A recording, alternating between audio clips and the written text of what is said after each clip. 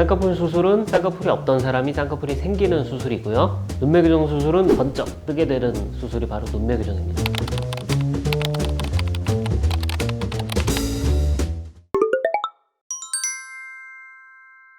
안녕하세요. 성형외과 전문의 조민수입니다.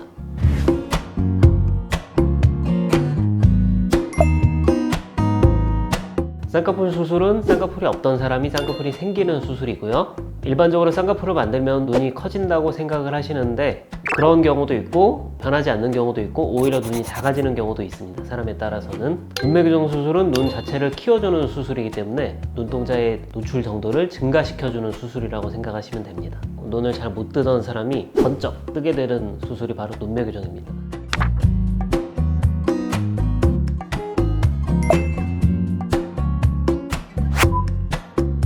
쌍꺼풀 수술은 눈 뜨는 근육과 피부 사이에 실로서 강제적으로 그 연결을 만들어주는 게 바로 쌍꺼풀 수술이라고 생각을 하시면 됩니다. 여기 쌍꺼풀이 있는 자리쯤에는 건판이라고 하는 게 존재합니다. 이 건판을 잡아당겨주는 눈을 뜨게 해주는 근육이 이렇게 들어있습니다. 안검거근이라고 부르는 근육이고요. 이 안검거근이 작용을 해서 사람이 눈을 뜰 수 있게 되는 겁니다. 쌍꺼풀은 눈꺼풀에 있는 이 피부와 안검거근 또는 이 건판 사이에 실로 이렇게 강제적으로 묶어주면 쌍꺼풀이 생기게 되는 겁니다. 매몰법을 하든 절개법 쌍꺼풀을 하든 이 원리를 이용해서 쌍꺼풀을 만들게 되는 거고요. 매몰법은 이 쌍꺼풀을 만들고자 하는 곳에 이렇게 작은 구멍을 통해서 실이 이렇게 왔다 갔다 해서 매듭을 쭉 지으면은 이 피부와 안검거근 사이에 실로 연결이 되겠죠. 이 원리에 의해서 쌍꺼풀이 생기는 게 매몰법 쌍꺼풀입니다. 절개법은 어떠한 쌍꺼풀을 만들고자 할 때 이 점 찍었던 자리를 칼로 쭉 절개를 하게 되고요. 피부를 자르고 나서 기타 불필요한 조직들, 우리가 흔히 살이라고 부르는 거죠. 살들을 제거하고 나면은 가장 깊은 곳에 건판과 안검거근이 보이게 되는데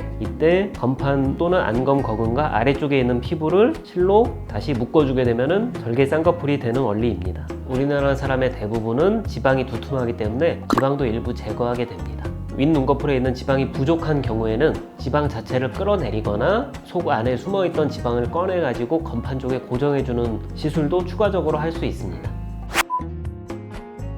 쌍꺼풀은 건판과 피부 사이를 연결해 준다고 했는데 이번에는 건판과 눈 뜨는 근육 사이를 연결해 주면 눈매 교정이 이루어지게 됩니다. 제가 그림으로 다시 한번 표현해 드릴게요. 여기 쌍꺼풀 라인쯤에 건판이 존재하고요. 그 위쪽으로 약간 사다리꼴 형태의 눈 뜨는 근육이 안검거근이 존재하게 되는데 이 안검거근과 건판을 실로 당겨서 묶어주게 되면 안검거근이 그만큼 단축이 되게 되고요. 그러면 같은 힘으로 안검거근이 눈꺼풀을 뜨게 만들었을 때 눈이 떠지는 정도가 더 크게 떠지게 됩니다. 이게 바로 눈매 교정 수술의 원리입니다.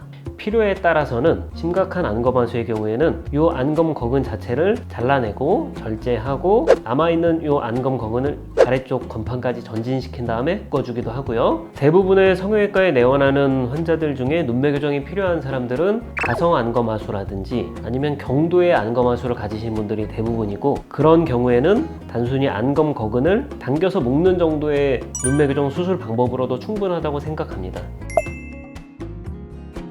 우선 첫 번째, 쌍꺼풀 수술만 하는 경우에는 눈 뜨는 근육의 힘이 좋은 사람들, 그런 분들은 쌍꺼풀 수술만 하면 충분하고요. 두 번째로 눈매 교정만 하는 사람은 현실적으로는 거의 없다고 생각을 하시면 됩니다. 어떻게 보면 하나의 독립된 수술이라고 얘기하기 조금 애매할 수 있거든요. 그러니까 쌍꺼풀 수술을 하면서 지방을 제거할 수도 있고 지방을 제거하지 않을 수도 있고 지방이 부족한 사람은 오히려 지방을 끌어내리거나 지방을 재배치할 수 있는 것처럼 쌍꺼풀 수술 없이 단순히 눈매 교정만 하는 경우는 극히 적다고 생각하면 됩니다. 세 번째, 쌍꺼풀 수술과 눈매 교정을 함께 하셔야 되는 경우는 눈 뜨는 힘이 약한 경우에 그런 경우에는 쌍꺼풀과 눈매 교정을 같이 해야 훨씬 더 시원하고 큰 눈을 얻을 수 있습니다.